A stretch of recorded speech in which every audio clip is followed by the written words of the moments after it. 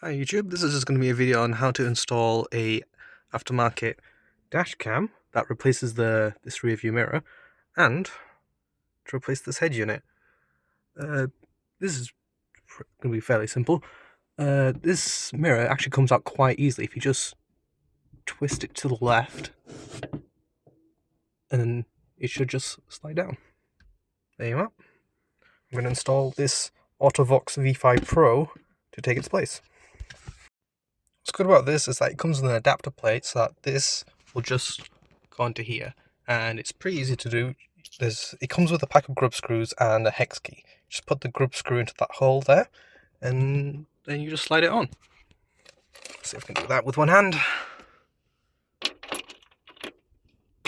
And there you go. It's loose until you turn on the grub screw, so I'm just going to do that now. And there we go. Nice and solid. So now if I grab the dash cam, and just put it in the right position.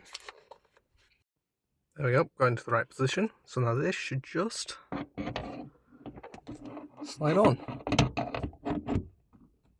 There we go. It's just got one screw here, tying that up, and then this should stop it from moving in and out. And that's it tightened. It is a little wobbly though. It's because there's only a grub screw for the adapter plate going here, but not at the top. So maybe in the next revision, if Autovox ever see this, just put a grub screw here so it's more tighter. Now is time to route the cable. I'm going to route it into the headliner, down the A-pillar, and through the glove box. Now, GT86s and BRZs actually have a 12 volt right there.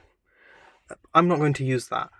There's actually a spare options cable behind the head unit that has battery on, accessory, and ground, and also can high and can low if you might want to do something with that. So I'll power it once I take this head unit out. But for now, let's get these cables in.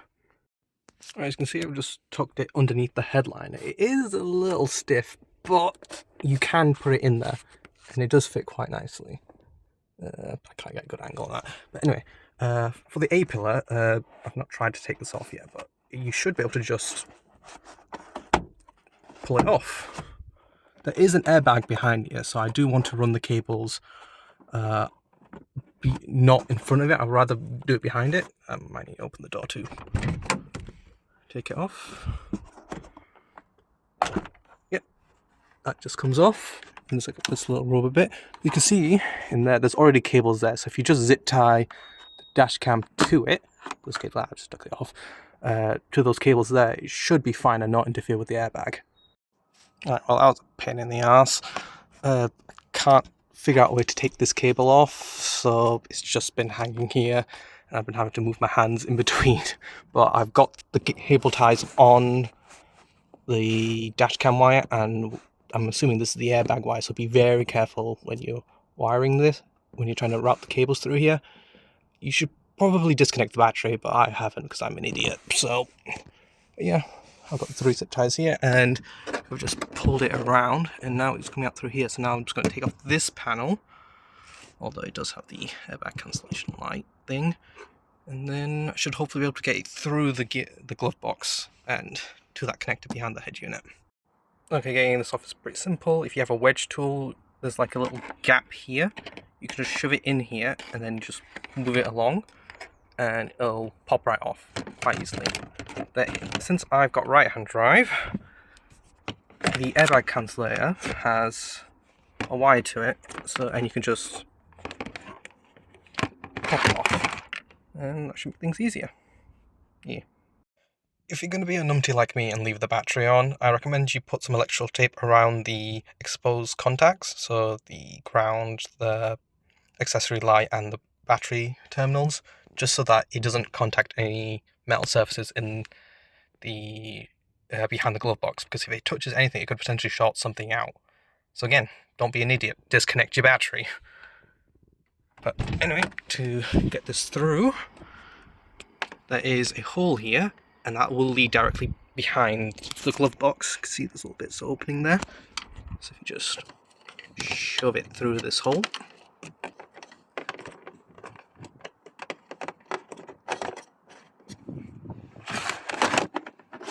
And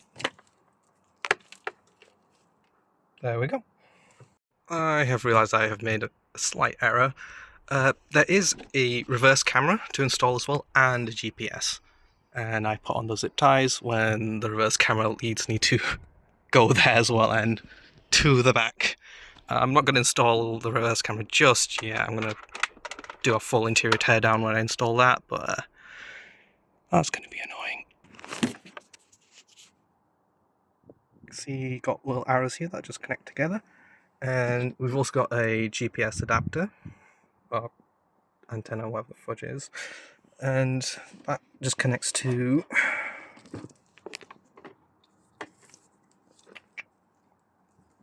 not that one, this one. It's just a headphone jack looking thing. Actually, it is a headphone jack. There we go. And it's connected. Now I've got to shove this back through the hole. Sad times. Okay, just an update.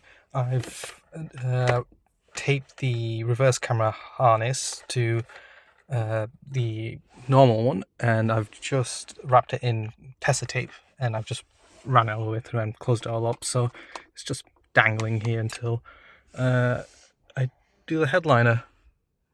But yeah. Oh crap, I just dropped it. And now for the head unit. Apparently these are very easy to take out, so if you just pop it here.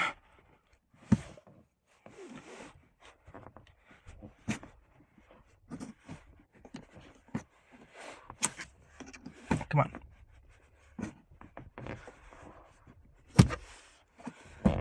This is meant to be easy, what the hell?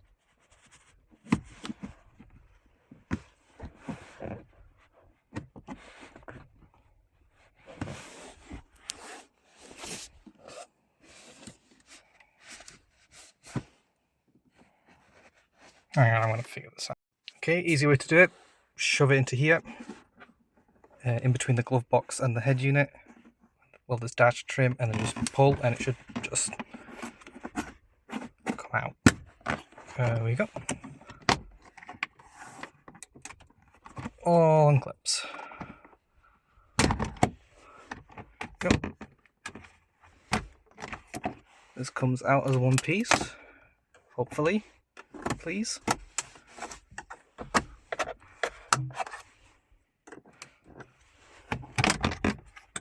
And there we go.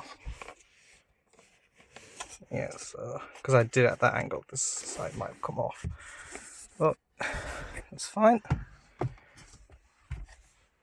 And for the head unit, you just need, there's 4 10mm sockets, one here, one here, one here, and one here. I don't know why there's an LED there. Oh, there's a hole for it, just there. Okay, I'll get this head unit out. Trusty Halford's 10mm to the rescue. Now the head unit should just come right out. So make sure you disconnect all the cables and then take out the head unit. And I just noticed, if you look through this hole, you can see the D29 connector. So that should be good. These connectors are pretty easy to take out. They're just a little push tab. So you just see that little tab at the top, just push it down and then you can pull it out. I think someone was in here before because this antenna was not connected, so that probably explains why my radio wasn't working. Oh well. Oh, and this radio is not going back in. I am going to be replacing this with a Joying 12.3 inch. So that should be good. But for now, let's work on that options connector, which I cannot get access to. I will figure this out. Okay, so here's what I've done. If you have big hands, I recommend you take off these 2 screws here, and this will let this bracket come off, and it'll give your hands enough clearance to reach and grab the connector over there. So, this does not want to focus. Okay, there we go. So you can see there is 6 pins. If you think of the top 2 pins as pin 1 and pin 2 from left to right, the bottom 4 pins go 3, 4, 5, 6. You want pins 1, 2, and 3. Pins 1 is your 12 volts on, 12 volts directly to the battery. Pin 3 is 12 volts ignition, and pin 2 is your ground. And you can tell by the colour. So pin 1 should be orange, pin 2 should be yellow with a black stripe, and then pin 3 should be red with a black stripe. And then what you do is, if you find an ISO connector, one of the connectors will fit directly onto it.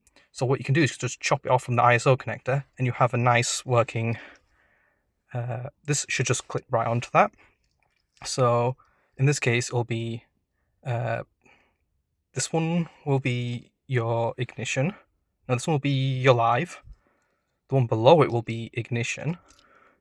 And this top green will be your ground. I also hammered, destroyed the other connector and harvested 2 pins to get CAN, which I thought I would need for the new head unit, but turns out I don't, because it already has a CAN bus decoder. So I'll make this look nicer, and then we can connect the dash cam. Okay, here's the little connector I've made using a spare connector I had from my 3D printer project. So I've labeled what the pins should do according to the wiring diagram. So this one is pin 2, which should be your ground, which I've labeled to here. So if you're using the ISO connector, that will be your green wire. And then this one should be your battery, positive, which will be your pin 1, and that will be your purple wire. And then the one below it is your pin 2, which is your ignition, which will be purple with a black stripe. I've got my multimeter with me, so now I'm just going to verify that that is the case. Okay, as you see, I've jammed the negative into what I'm assuming is negative, which I've put as my green wire. So the way I've done it is, the top one should be 12 volt battery, the middle one should be ignition. And as you can see, it's currently 0. When I now just shove this into what I'm assuming is positive battery, I have power. Now, if I put in the middle one, this should give me 0, because it's not on. And 0. But now, if I turn on the ignition, this should turn 12 as well. So, let's try that.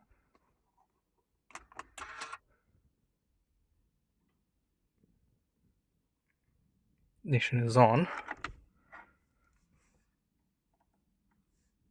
And 12 volts. So now we know the wiring is correct. Now all thing I gotta do is put the pins on for the dash cam, which is in there. I should also turn this off.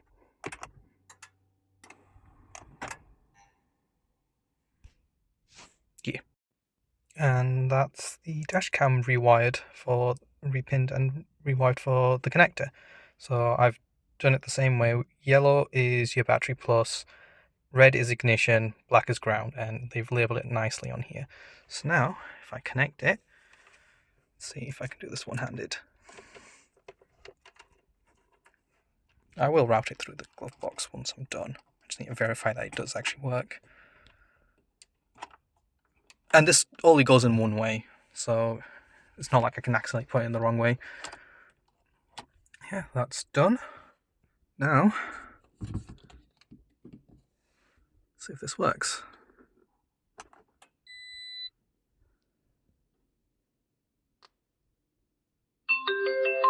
Hey, it works! SD card, I said, yeah, I haven't put in an SD card yet. But yeah, that's the dash cam working. Wait, hang on, if I turn it off.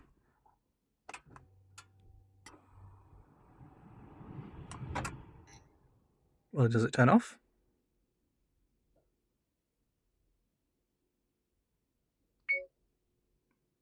Please turn off. Yay! That chime is annoying. I'm going to turn that off. I hope that is an option. If not, I will be very sad. And there we go. It's now nicely wide. The old thing I've just left here is the GPS for the dash cam, but that's because I'm still figuring out if I want to put it on the dash or not. But yeah, you can see everything's connected, and this should now turn on. Next thing to do is the head unit.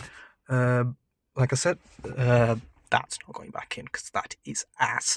I'm going to put in a joining 12.3 inch, as I mentioned before, which should just be a direct plug and play. The only question I have is because if you want to retain the USB, you need a specific retention cable, and they changed it during the facelift model, so I need to figure out if I have the first version or the second version. I probably have the second version, and they're like £30–40 on eBay. It's annoying, but what you gotta do. Okay, I've prepped my head unit. It has another screen on it. I'll put that on later. So the way this works is that it uses the brackets that are off the original head unit, and it supplies its own screws that are shorter than the original, so you have to use these ones for the specific one.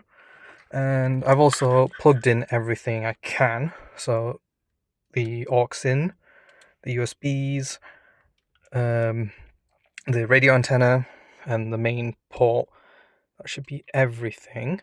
I'm also going to connect an optical cable for future DSP, so I don't have to take this off again.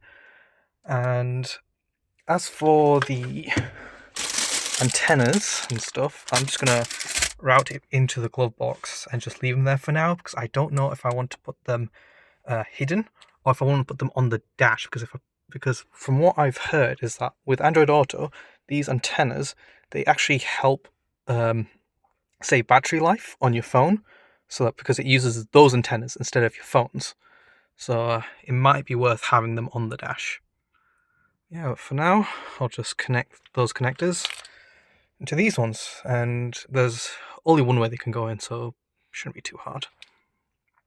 And there we go, it's all installed. I've routed everything through the glove box. Nothing solidly mounted yet, because I still want, because like I said, don't know if I'm going to be on the dash or not. And yeah, time to add in the screen. I can put on the dash, and it should be done. Okay, I've got the screen here, but I've realised I can put on the dash trim now. Oh no, don't hit my headliner. I can put this back on now, and it should just be a nice clip in. Trying to do this one-handed.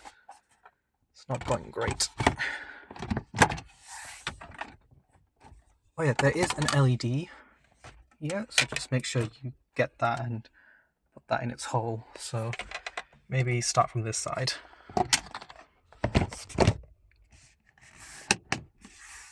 Clip. And that side's in. I can put this LED back in. And there we go. It just clips in. And just. Oh no. Oh no, please. The cable's stuck underneath.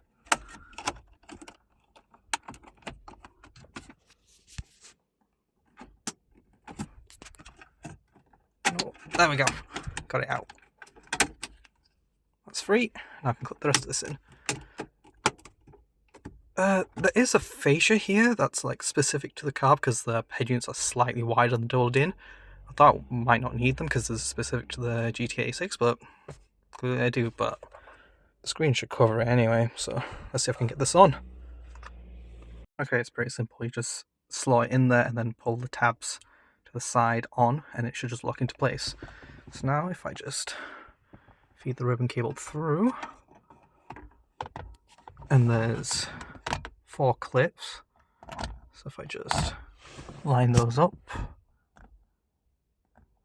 I should be able to just push this on. Bottom 2 are in, top 2 are in. Ta-da! Head unit installed. I gotta deal with that mess.